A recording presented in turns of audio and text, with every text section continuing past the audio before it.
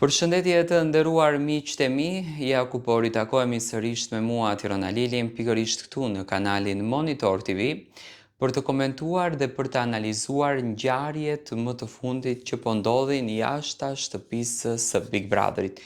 Ju e dini shumë mirë që ditën e djeshme Ilir Vrenozi ka postuar një video duke kërcënuar dhe duke sharë Mirin. Çfarë ndodhi mes tyre? Do të thënë është një kërcënim që Ledioni e ka përmendur në fillim të këtij reality show që jashtu dëgjuan ulërima. Do të thënë Zënka në fillim të post Big Brotherit flas.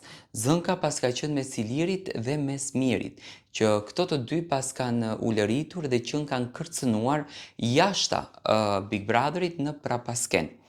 Iliri sot ka reaguar me një status duke shkruar: "Në ndodhte se dështojnë e nuk arrin dot atë që prisnin, do të nxitojnë të drejtojnë gishtin e fajësisë drejt rrethanave të njerëzve që u patën më të keq. Miqve që nuk i ndihmuan sa duhet, të afërve që nuk i kuptuan dot. Ky soi që suksesin ja blaton vetëm vetvetes, aftësive gjeniale që zotron dështimin, ja faturon tjetrit pa u menduar gjatë. Këta syrësh nuk do të dështonin, po të mos ju ngatroheshin në përkëmb njerëz që u mbysnin ëndrat. Do të ishin më të suksesshmit, por të ishin vetëm këta dhe planeti. Por ja që rrethanat nuk i ndihmojnë dhe me që është kështu, më e lehtë është ta hedhësh topin e përgjegjësisë tek tjetri se sa të përqendrosh përballë vetes dhe ta pranosh me burëri përgjegjësinë e dështimeve.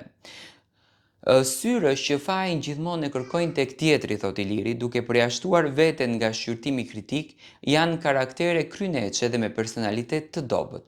Dobësinë e fshehin tek sjellja e të pafajshmit, kurse idhnakësinë tek sulmet bulëriste ndaj fajtorëve.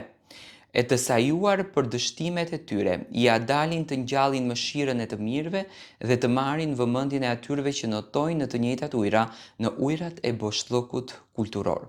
Harojnë se gjendje të tilla nuk mund të vazhdojnë përgjithmonë, ose bëjnë sikur harojnë, me shpresën se gjithmonë do t'ja dalin të gjarpërojnë mes rrethanave të njerëzve për të dalë të larë si Pont Pilati.